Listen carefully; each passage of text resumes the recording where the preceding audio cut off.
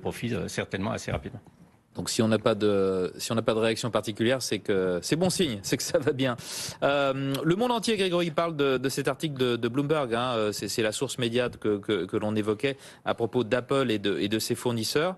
Qu'est-ce que ça vous donne comme sentiment, cet article, hein, qui dit que voilà, la demande pour son iPhone 13 est en baisse, ce qui fait d'une certaine façon paniquer une partie du secteur techno aujourd'hui, notamment les fabricants de semi-conducteurs? D'une certaine façon, cet article me rend très en colère. Et pourquoi? C'est parce qu'en fait, d'abord, c'est un article, comme vous le dites, donc c'est selon des sources qui ne sont pas révélées par un journaliste de Bloomberg. Est-ce que c'est fiable? Assez difficile à dire. L'autre chose, c'est que ça semble assez absurde que Apple commence à parler à ses fournisseurs en leur disant de ralentir leur production, alors que le gros problème d'Apple, c'est justement qu'ils n'ont pas assez de pièces pour faire leur téléphone.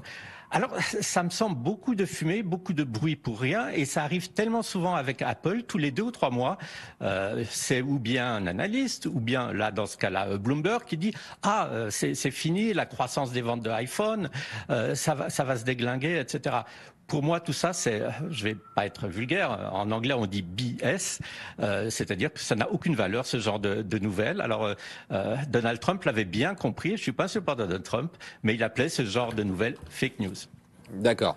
BS, en tout cas, tout le monde, enfin, la plupart d'entre nous avons traduit ce que ça veut dire. Les compagnies américaines changent régulièrement de nom. Ça se passe surtout dans la tech en ce moment. Bon, on est bien entendu le cas à l'esprit de Facebook, désormais Meta. Là, ça concerne une autre grande de la tech, Square. Quel va être ce nouveau nom? Oui, il faut juste rappeler qu'en fait Square, c'est dirigé par Jack Dorsey, qui était aussi le fondateur de Twitter. Et maintenant, il a quitté Twitter, il s'occupe à plein temps de Square. Square, c'est un moyen de paiement, mais encore beaucoup d'autres services de paiement et autres. Alors, ils vont s'appeler, et je trouve que c'est assez malin, ils vont s'appeler Block. Alors pourquoi Block? C'est clair. Ils veulent donner l'image, mais c'est aussi une certaine réalité que leur activité financière va se baser, et est déjà basée en grande partie, sur blockchain.